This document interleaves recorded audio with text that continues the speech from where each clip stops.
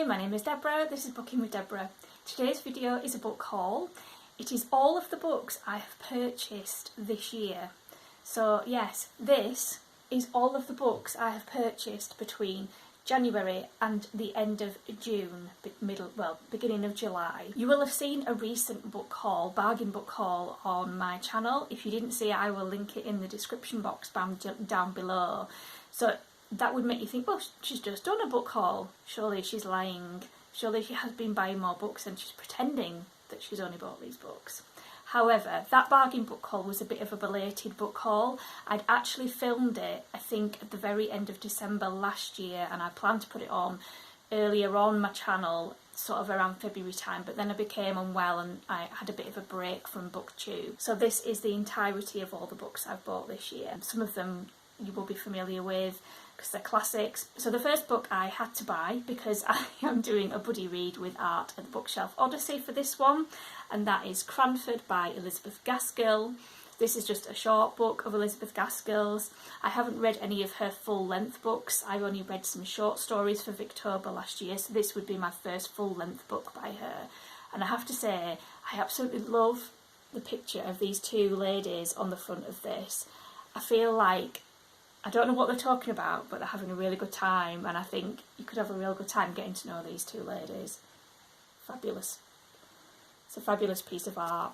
I love that one. The next book is also a classic, and that is Wuthering Heights by Emily Bronte. I had purchased this one because I would like to try and read at least one book by each of the Brontes in the near future. I don't feel like it needs any explanation from me what the book is about. And then another classic that I bought is A Lady Audley's Secret.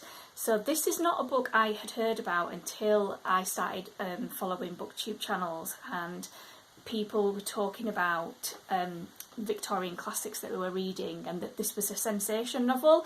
I didn't even really know what a sensation novel was, but when I went and found out about this book, I thought, oh, that actually sounds really interesting. I think I'm going to enjoy reading that. So that is Lady Audley's Secret by Mary Elizabeth Braddon. And then when I was picking up those classics, I just had a quick look at some of the little black classics that they had on at the same time, because I quite like those. So I've picked up some little black classics. I love these little books because they're quite handy just to take with you if you're going somewhere and you want to take a really small book in your bag, just so you've got something to read. And I just grabbed the ones that sort of piqued my interest from what they had. So the first one is by Henry Mayhew, and it is Off Street Pieman, I think is Pieman. And this one is described as the matchless chronicler of Victorian Londoners observes everything from surprise pie fillings to a balloon ride over the city. So I thought this would be quite a nice little thing to pick up during Victober. Then we have some poetry by Emily Bronte, and this one is called The Night is Darkening Around Me. Again, I'm planning for Victober, folks. I know it's early in the year, but I'm thinking ahead. So that is some of Emily Bronte's poetry. And then this one is Gerard Manley Hopkins, and it is As Kingfishers Catch Fire. And I think this is a little non-fiction book, considered unpublishable in his lifetime. The Victorian priest's groundbreaking experimental verse on nature's glory and despair. And then the final little black classic is not a Victober one, but it was something that I was interested to pick up, which is Samuel Pepys' The Great Fire of London.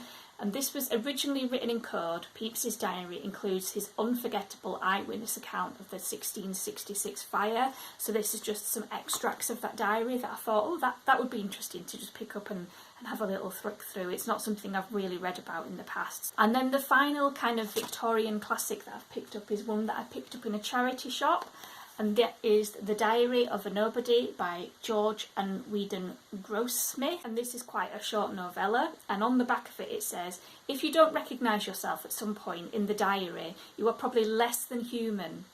If you can read it without laughing aloud, you have no sense of humour. I thought that might be quite a fun short read to pick up during the Victober season. And then I have a couple of translated works by the same author.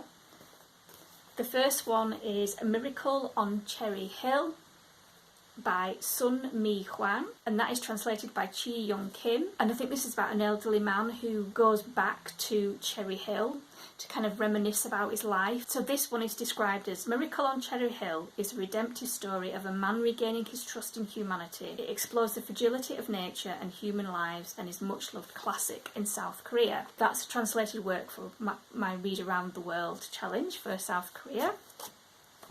And then at the same time I also saw this book by the same author, which is called The Dog Who Dared to Dream. So that's also by Sun Mi Hwang. And it's also translated by Chi Hyung Kim.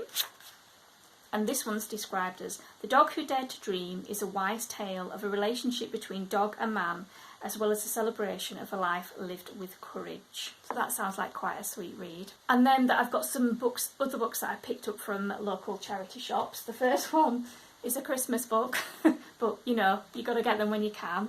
And that one is 7 Days of Us by Francesca Hornock.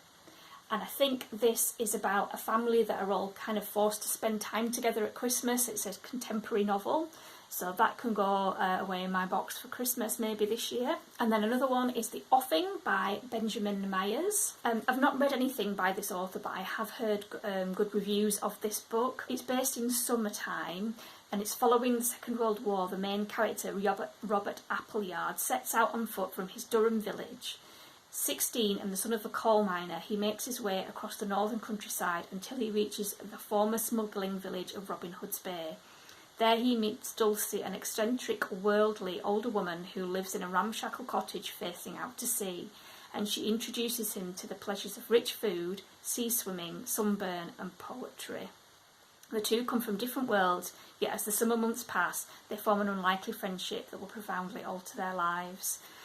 This sounds like a perfect book for me to read during the summer period, and I love anything that's got any hints about wild swimming in it as well, so that piqued my interest. And then another book I picked up, it's called God's Own Country by Ross Raisin. The summary for this one is brilliantly comic and deeply unsettling. God's Own Country traces a journey across the Yorkshire landscape and into the mind of one of the most unforgettable characters in recent fiction. And obviously I live in Yorkshire, so I thought, well, God's Own Country, I'll give this one a go. And then a non-fiction book that I have picked up is The Wild Silence by Raina Wynn. I listened to The Salt Path on audiobook a few years ago and I really enjoyed that book. I know some people really didn't like the book because of the sort of attitudes and the values of the two main people who were in the book. That was a non-fiction memoir about Raina and her husband Moth's experience of them walking around the coast of Cornwall.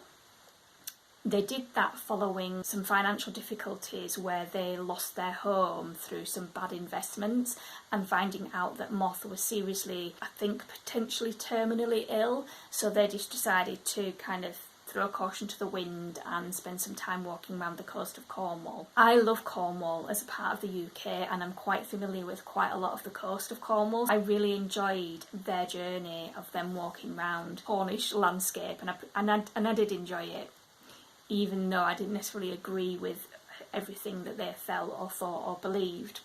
And this is the follow-on book from that, their experience of after they finished the journey, and I think they settled to live along the coast of Cornwall. So I picked it up from a charity shop, so I thought I'll just give it a go and see if I enjoy it, because as I said, I do love Cornwall and I love anything based around the Cornish coast. I'm very landlocked here in North Yorkshire. I don't live near the sea, so I do like to read books about the sea if I can. And then another book that I picked up, which is for a buddy read that I am doing, is Black Mamba Boy, and that is by Nadifa Mohammed, and this is about a young boy's experience of being in Somalia during the Second World War, and it explores how Africa was affected by the Second World War, which is, I don't think it's something that I've read about before. I'm quite interested to see what themes this book explores and what I can learn from this, and obviously it helps me meet my Read Around the World challenge for Somalia. And then the final three books that I've got are all some poetry books that I have picked up, and the first one of those is Somebody Give This Heart a Pen by Sophia Thakur. Sophia Thakur takes you on an intimate journey through love, loss, faith and self-discovery. She gives a voice to the experiences that connect people to encourage readers to look into themselves and explore the tendencies of the heart. And then I just picked this poetry collection up from a charity shop, and that is The Nation's Most Favourite Treasured Poems. I do quite like reading seasonally whenever I can, so when I saw this I thought, oh, this was like a sort of dip in and out poetry collection that I can just pick up a couple of poems and read them as the seasons progress throughout the year. And then the final poetry collection that I've got is Magnolia by Nina Minga Powles, and I believe this is a New Zealand author. This is the author's first full collection, I believe.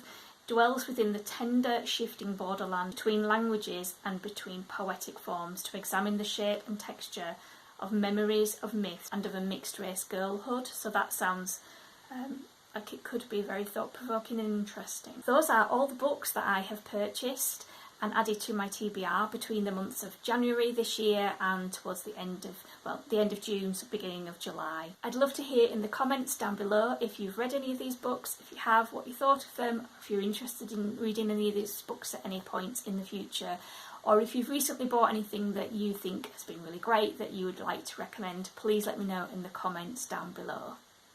That's everything for today. Thank you very much for watching. Take care. Bye.